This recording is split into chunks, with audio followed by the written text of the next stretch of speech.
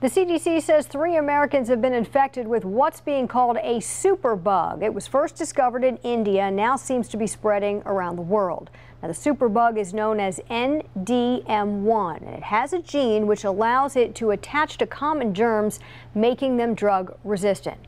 All of the U.S. cases recently received medical treatment in India, and now health officials are concerned the superbug will spread across the United States. But here's the good news. Scientists are working on a new line of antibiotics to help fight these drug-resistant infections. Dr. Allan Magaziner from the Magaziner Center for Wellness in Cherry Hill joins me now. Good to see you, Doctor. Hi, Lauren. It's a pleasure to be here. Explain the superbug to me and how we can get it. Well, what's happening now is that this bug now is mutating. It's in the DNA, or it's an enzyme that's given off by this bug, and it's jumping from bacteria to bacteria, and it's rendering us, the antibiotics, actually ineffective. So it's becoming a drug-resistant bacteria.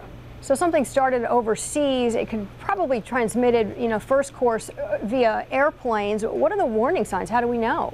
Well, this bug seems to, at this time, affect either the GI tract, and so we may get some gastrointestinal problems, can have caused pneumonias, but really severe pneumonias, and also can affect the genitourinary tract, which means the bladder or the kidneys. What's really troubling here is that we're resistant, and the problem is they say they're working on a new round of antibiotics, which sounds like good news, but isn't it more responsible for us to build up our immune system so that we don't have this problem in being resistant to antibiotics? Absolutely. I mean, first of all, hand washing is really crucial, and that's one thing we need to do. But also, I always tell my patients to eat, good, healthy, wholesome foods, and then take multivitamins every day. And we have to think about taking things like even zinc and vitamin A and maybe some selenium, which help the immune system to function a little bit stronger. Right, not always being so addicted to running and getting on medicine. I also want to talk to you about a new startling study linking bad acne to suicidal thoughts in teens.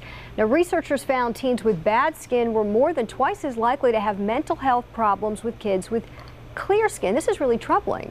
Absolutely, and what they found is that actually boys were even more affected adversely than the girls, and they were running into a lot of psychological problems. There was suicidal thoughts and depression, much more prevalent, but both boys and girls were affected significantly. Those who had the worst acne were much more affected than those with minimal or no acne. Is this that they can't find the right treatments, they don't have access to treatment, or it's just not working? Well, there's a lot of debate about, first of all, is it the acne that's causing the depression, or is it that these kids or teenagers to begin with, they have high hormone levels, they're fluctuating hormones, and do the drugs themselves that we're treating with, are they in part maybe causing some of the symptoms that the kids are experiencing with the acne now? So we still don't have the answers for this. All right, Dr. Allan Magaziner, thanks so much for joining us tonight. Very good information. It was a pleasure being here with you, Lauren.